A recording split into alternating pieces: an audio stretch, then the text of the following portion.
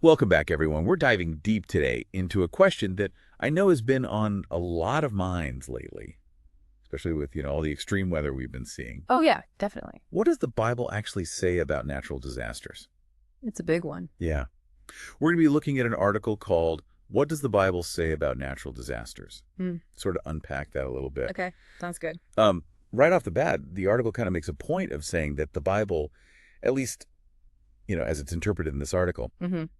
it doesn't see modern natural disasters as like a direct punishment from God. Yeah, that's an important distinction to make. We often, I think, in popular culture, there's this idea that if something bad happens, it's because, somebody did something wrong. Right. But the Bible presents a much more nuanced view. Yeah. And they use the example of like Sodom and Gomorrah in the Bible. Right. It was a very specific judgment. But even in that case, God warned people. Exactly. He gave them a chance to change their ways. He even went so far as to spare Lot and his daughters. Right. So it's not this arbitrary, I'm going to smite everyone kind of scenario. Yeah, it's interesting. Like even in those examples of what's seen as God's wrath in the Bible, there's still this element of choice. Like you can choose to leave. You can, Yeah. it's not indiscriminate the way that a lot of people see natural disasters today. Right. And the article actually they bring up how like a lot of the things humans do, like damaging the environment or even just building in like disaster prone areas. Yeah. Quote Proverbs 19.3, which says, "It is a man's own folly that brings his calamity upon him, yet his heart rages against the Lord." So it's kind of saying like we can't always blame God for the consequences of our own choices. Exactly. We have a responsibility, I think, to be good stewards of the planet. Yeah, that's a powerful thought right there. So, okay, so if these things aren't necessarily God's direct punishment, what are they? Well, that's where things get really interesting. The article suggests that maybe, just maybe, they could be a sign of what the Bible calls the conclusion of the system of things. They reference a couple of passages, Matthew 24.3 and 2 Timothy 3.1. Okay. That's the last days, all that kind of stuff. Right. So we're talking about an era of increased turmoil and upheaval. It's this idea that things will get pretty rough before they get better. Yeah. Kind of a major shift happening according to that perspective. Exactly. And it's fascinating because, in Matthew 24.7, Jesus himself actually predicts an increase in natural disasters, earthquakes, famines, the whole 9 yards. He says it's going to be part of this period of intense change. Wow. So you can't help but wonder if what we're seeing today, all these intensifying storms and food shortages, it's kind of lining up with those ancient predictions. And, when you see it laid out like that, it's pretty hard to just dismiss. Right. But it's not all doom and gloom, right? Oh, definitely not. Because the article also highlights Revelation 21.3 to 4. And that paints a picture of like a future where God wipes out all suffering, including the suffering caused by these natural disasters. It's this amazing vision of a world completely transformed. Right. No more pain, no more tears. God's presence will actually heal the earth. It's a really powerful image of hope. It is. And it kind of brings us to, what about those who are suffering right now? In the aftermath of one of these disasters, what does the article say about God's role in their lives? Is he like just watching from afar?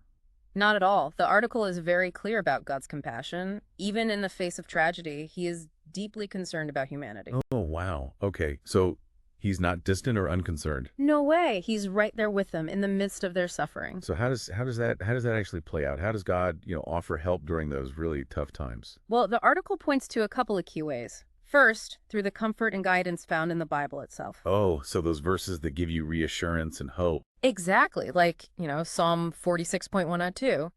It describes God as our refuge and strength, a very present help in trouble. It's like a reminder that even when everything's falling apart, God is our solid foundation. Those words are so powerful. Right. Especially when you're facing something as devastating as, losing your home or loved ones. Absolutely. But you mentioned there's a second way God offers help, and it's more than just reading comforting words. Right. It's about putting faith into action. God works through his worshipers, It's about reaching out and offering practical support to those who are hurting. So it's more than just praying for people. It's about actually doing something tangible to help. Exactly. The article gives the example of Jehovah's Witnesses, after a hurricane. They're right there on the ground, providing food, shelter, essential supplies. They're literally embodying God's love in a very real way. That's so powerful. It's about taking action, just like Jesus did when he was on earth, healing the sick, comforting the mourning. It's that same spirit of compassion and care. It's amazing how that all connects back to the Bible. Right. And that actually leads us nicely into the article's last point, which is about preparedness and perspective. Okay. So it's like, how do we, how do we take these biblical teachings and actually apply them in our lives, especially when it comes to facing these disasters? Yeah, it's about being proactive, not just reactive. Exactly. The article has two main takeaways. Okay, let's hear The it. first one is planning ahead.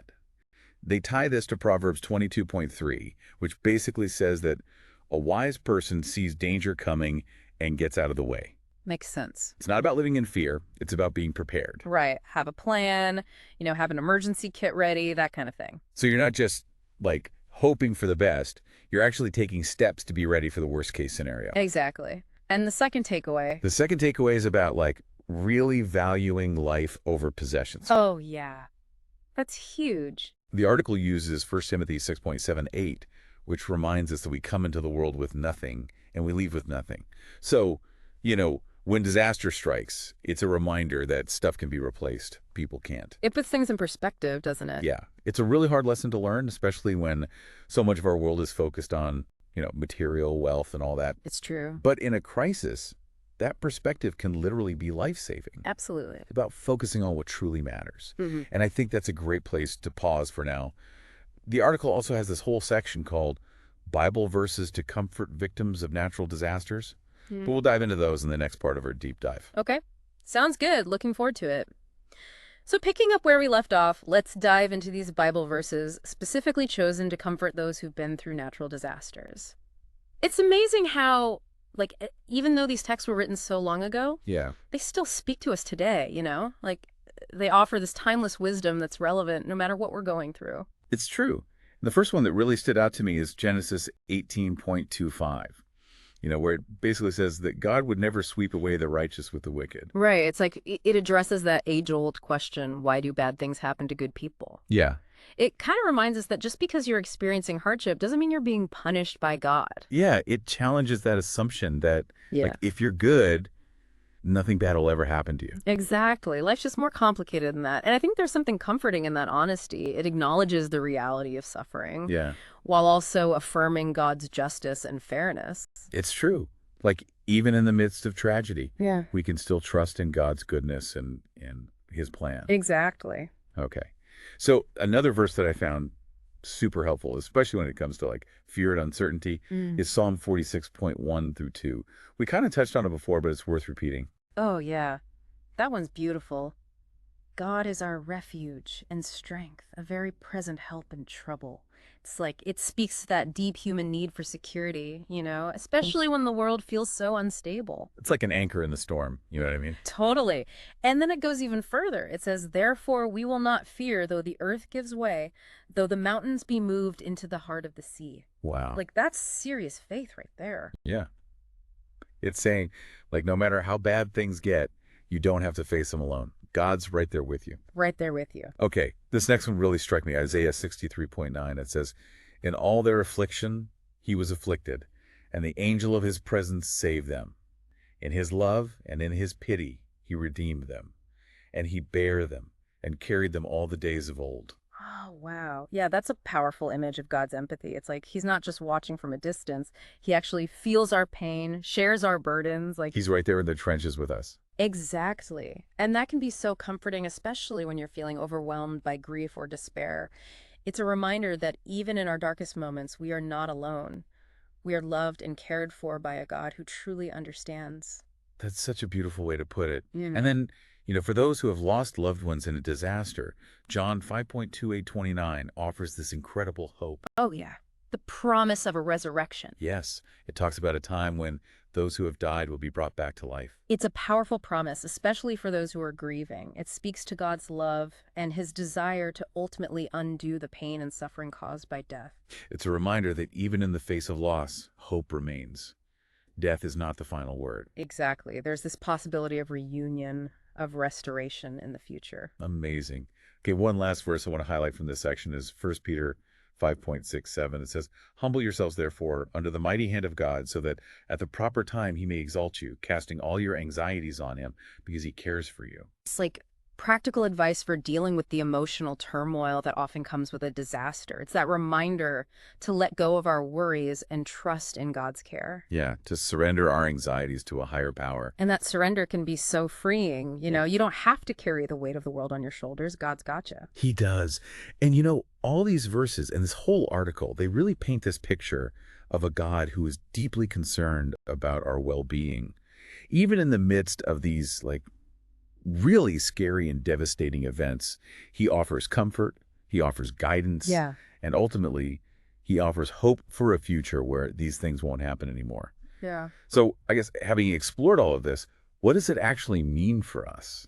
How do we take all this and apply it to our lives today? Well, I think the first takeaway is that the Bible offers a much more nuanced perspective on natural disasters than we often hear. It's not about blaming God or simplifying things. It's about acknowledging the complexity of the world Yeah, while also holding on to that truth that God is with us through it all. that's a good way to put it. Yeah, and I think the practical guidance the article provides is so important.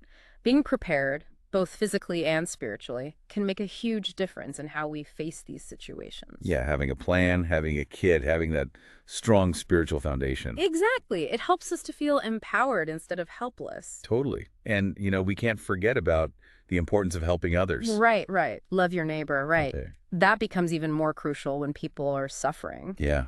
Whether it's offering practical help, emotional support, just being there to listen. Yeah, We can all make a difference. we can. And at the end of the day, it's all about hope, isn't it? The Bible's promise of a future without natural disasters. That suffering won't last forever. That's what gets me through. Me too. It's this vision of a world completely transformed, healed, restored. And that vision gives us something to hold on to, even when things are really tough. So, as we wrap up this deep dive, I want to leave you with a final thought to ponder.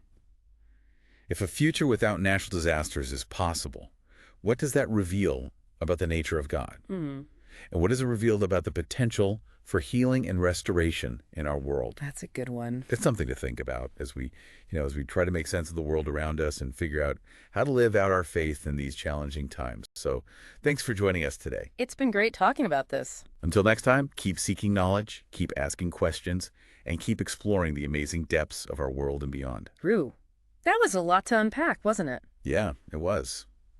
So much to think about. As we kind of, wrap up our deep dive on this whole topic of natural disasters and what the Bible says, what really stuck with you the most? I think for me, it was the focus on God's compassion, even when things are really bad, really tragic. Yeah. The Bible it emphasizes over and over again how much God cares, how he's right there with us, even when we feel completely alone. It's true. Yeah. And that's, I think, what's so powerful about of the Bible's perspective on this. It doesn't shy away from the hard stuff. It doesn't pretend that suffering doesn't exist. Yeah. But it also offers this amazing lifeline of hope. Right. And it doesn't just leave us hanging with a bunch of theological ideas. It actually gives us really practical advice for how to deal with these situations. Yeah, the stuff about preparedness, Yeah. having a plan, having a kit ready. Exactly. And, nurturing our faith, that's part of being prepared too, Totally. making sure we have that strong spiritual foundation to lean on when things get rough. Yeah. And I think it's also important to remember what we were talking about before about helping others. Oh, absolutely. That's where it all comes together, putting our faith into action, Yeah. showing God's love in really tangible ways. When we reach out to those who are hurting, we're not just offering practical help. We're actually offering hope. We're showing them that they're not alone. Exactly. We're being a reflection of God's love and compassion. Yeah.